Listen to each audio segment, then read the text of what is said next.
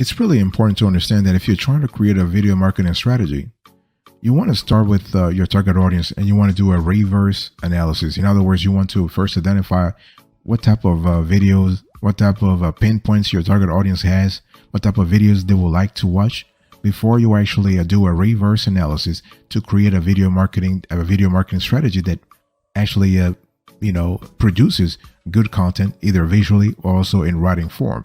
So it's important. So before you set up, record, or edit anything, start with a video marketing strategy. Why? Because every decision made during the video creation process will point back to your video's purpose and what action you like to your audience to complete after watching it, right? Very important to think about the CTA, call to action. So without a clear purpose agreed upon by your team, you risk finding yourself in a whirlwind of reshooting, reframing, and editing. And that wastes a lot of precious time if you really think about it. So you want to begin with a clear strategy. So you begin the process with a clear strategy. By the way, welcome back to the show. It's really a pleasure to have you here. As we engage in this kind of conversation about creating a video marketing strategy, it's really important to understand that when we talk about video marketing, you especially the strategy, you have tactics. Okay, you need to understand what kind of angle you want to shoot at, what kind of conceptual angle you want to focus on, what kind of emotional angle you want to focus on. Do you want your video to entertain, to inform, to educate? What are you trying to get? And you want to think about producing high quality marketing videos, okay? And your videos, are you producing a demo video? Are you producing an expert interview? Are you producing some kind of testimonials? The production is important, and if you don't have the resources in-house to take care of the production, please outsource the whole thing, okay? Don't you try to do everything yourself, because again, at the end of the day, you just want your video to be another weapon, if you will, another weapon in your arsenal when it comes to generating revenue. And you need to think about the distribution also. So once you have actually you have produced the high quality marketing videos, how are you going to distribute it? On what platforms?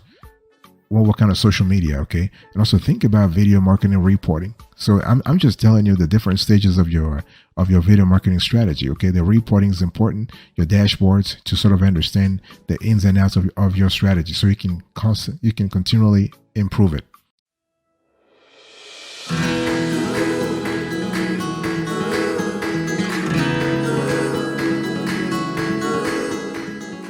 So here are the steps I really want you to focus on. How do you actually create a video marketing strategy? Number one, before you do anything, I want you to choose your target audience, and you want to find out where they spend their time. So I want you to close your eyes right now. Close your eyes for me and imagine your ideal persona, your ideal target persona. Think about that. How does he look? How does she look? What is his or her profession? How old is he or she? Talk to me about that. Close your eyes and really, really solidify the persona in your mind. You see, the thing is, you need to have clarity about this particular persona in your head first. Okay.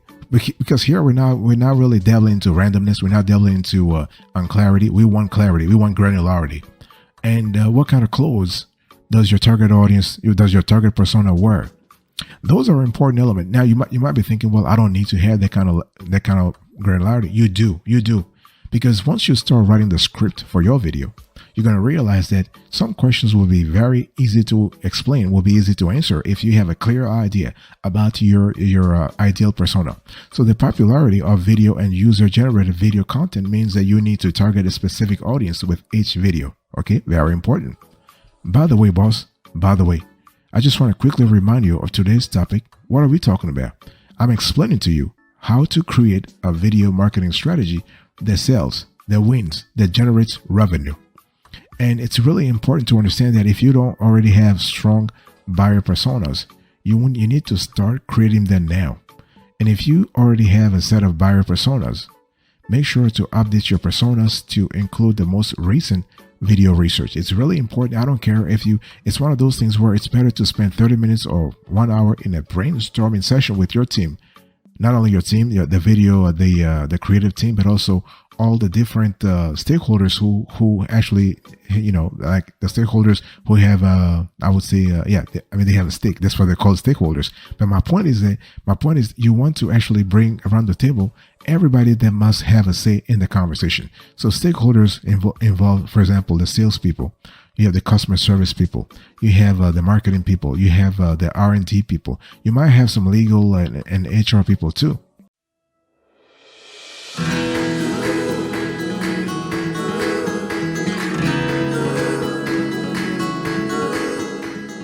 The second thing I want you to do here is to connect with stakeholders to align on a plan for the video. So I've just listed all those stakeholders for you.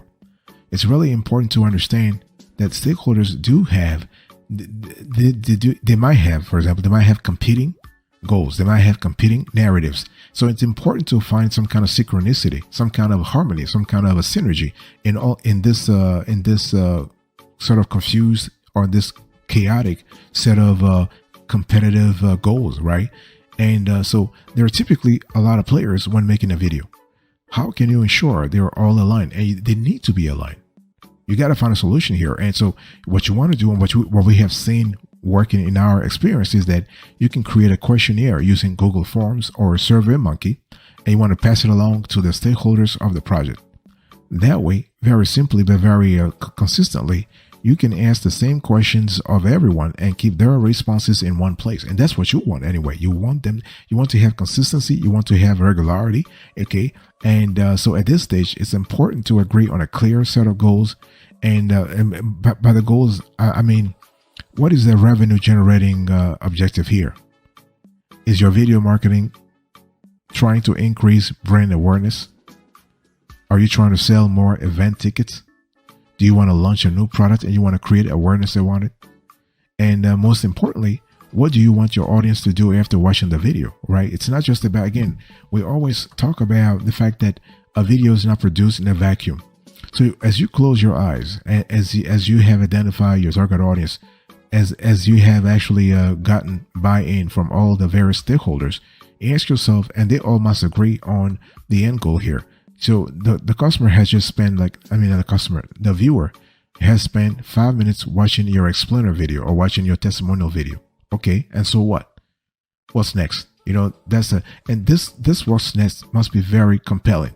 You can't just have, just sign up here, just give us your email and we'll just give you no. This is very lame, and it has been. This is the kind of rehash strategy that doesn't work anymore. You got to have something more sophisticated, something more thoughtful that actually brings the viewer more closer to the closed phase in the flywheel. Okay.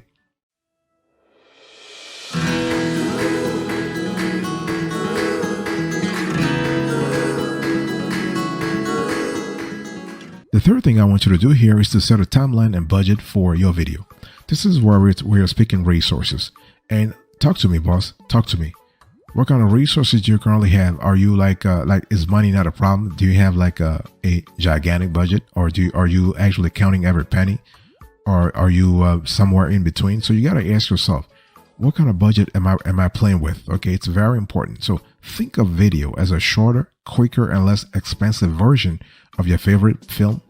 So while a video needs fewer resources to succeed, it can still be a time-consuming and expensive process. You can save time and money with planning and project management. This is really important. Budgeting plays an important role, especially as I just said.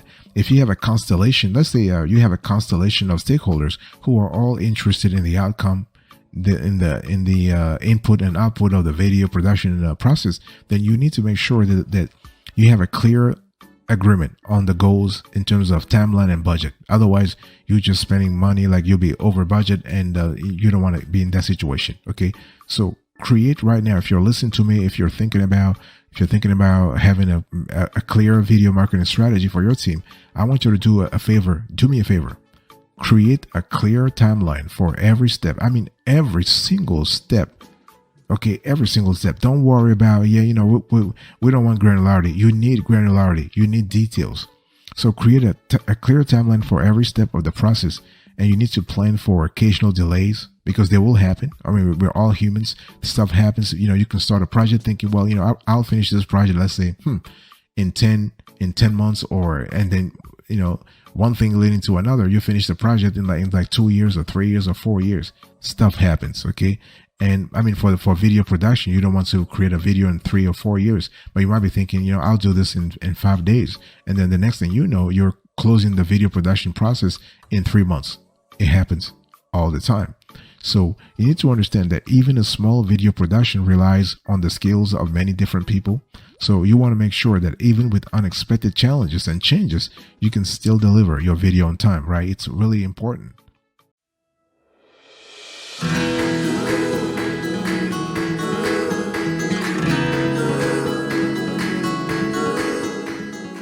The next thing I want you to do here is to choose the best platform to distribute your video. And it's important to understand that your video is actually going to be living for a long time on various platforms, and every platform is different. So when you talk about social media, for instance, you have even social media. Within social media, different platforms have different personas, different audiences, okay, and different policies around the archiving of videos. I'll give you an example. I mean, if you have Instagram, for instance, you're not going to have like your Instagram really prides itself on relevancy, but also something that new, what we call newness. Whereas on YouTube, you can have a video, you can actually post a video, and 5 years down the road, the video could still be producing viewers, okay? Could be producing views, that is. So something that is unthinkable on Instagram. I mean, on Insta, you just like disappearing after 24 hours or 48 hours, or if you're lucky, you might stay there for like 1 week. But yes, this immediacy, this newness thing works in favor of some like if you have TikTok or you have a Facebook, or you have Insta, or you have Snapchat. But if you're looking for something more sustainable, YouTube could be a great opportunity for you, okay? So before you start making your video, think about where you are going to broadcast it. YouTube SEO is becoming as important as website SEO. So you need to think about what people you need to think about what people are looking for on the platform. You also want to consider things like average view time. Okay, you want to think about the size and sound limitations, the communities you're trying to build, the budget, the promotion.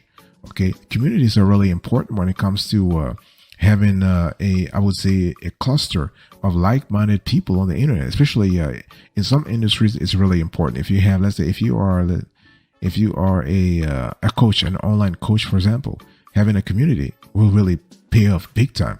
Think about your budget. Think about your promotion also. So while videos are often used for, let's say, advertising, a video just doesn't just promote itself, all right? Some platforms have built-in vehicles for promotions, while others will need you to put in some time and effort to get more eyes on the video content. So, you have to think about that. Again, you have to think about that in terms of you having to do it yourself or having someone do it for you.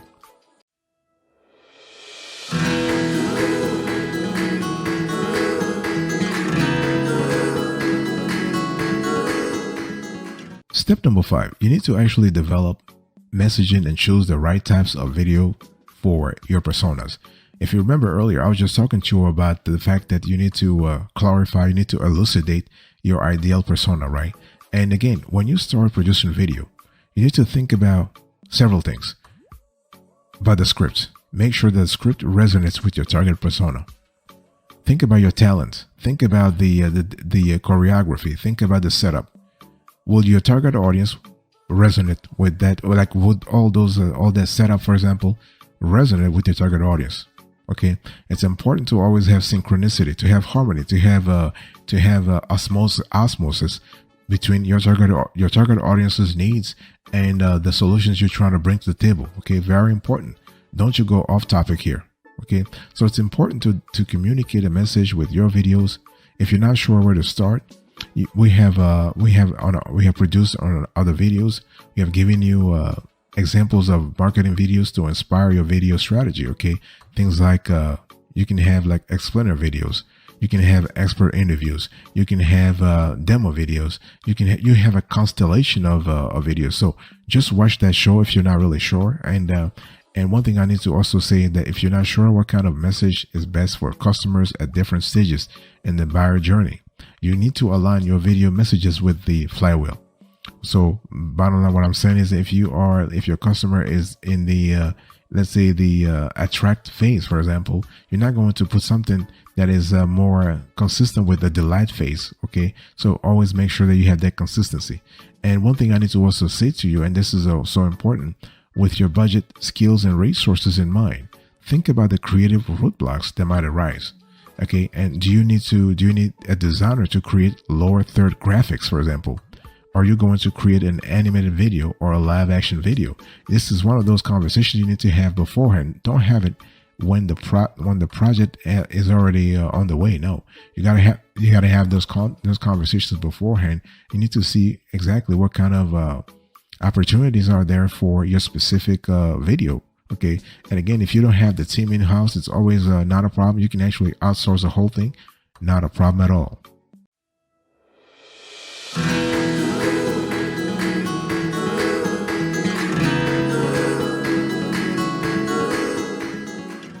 The last thing you need to do here is you need to decide which metrics you want to track and how you will actually measure success. You know, the thing is, there is a myth out there that says, if you create a video marketing strategy, you're not going to be able to track success, because with videos, there are a lot of unknowns. I mean, so you have a lot of unknowns in this equation. That is true to a certain extent. Why? Because videos actually videos connect with emotions. Videos sometimes, and you cannot actually quantify emotions. I mean, to a certain extent. And one thing I need to also say here is that you need to also think about analytics. How are you going to track things? I mean, if you have video marketing software, or if you go through a video marketing platform, they do have the tools, they do have the resources to kind of help you out. Okay, in terms of dashboard reporting, knowing what works, what doesn't work, all that kind of very juicy stuff, right? So, but it's important to have a clear idea from the get-go. So before you dive into production, you need to define your video goals and find the best metrics to help you understand whether you have accomplished those goals. And you can actually default to using the metrics available in your platform of choice, but this can make it difficult to figure out if your video strategy is performing over time. It can also make it difficult to measure the effectiveness of multi-channel video strategies, which you should have anyway. Okay.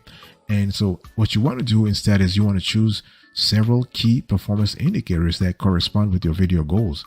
I mean, are you paying attention to maybe the number of likes, or the average length time, or things like the number of shares, the number of comments? All those things are really cool because they help you.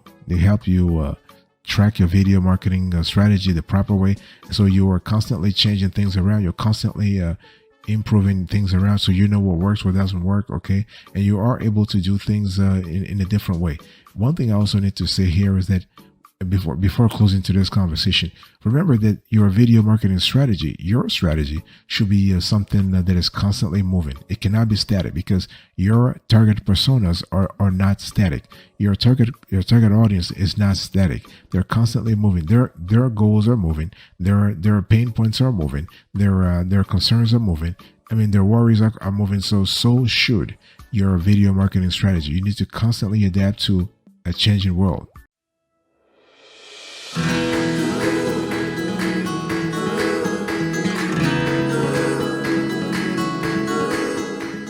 Thank you so much for your strategy. Thank you so much for your attention. I really appreciate it. In today's conversation, I just explained to you how to create a video marketing strategy. So I gave you the overview about the whole thing, and then we actually talked about choosing your target audience, connecting with stakeholders, setting a timeline for your video, choosing the best platform to distribute your content, developing messaging, and choosing the right type. Okay, and deciding which metrics you want to track, and actually how you are building your post video production strategy. Thank you. God bless you. I'll see you next time. But until then, remember, stay marvelous.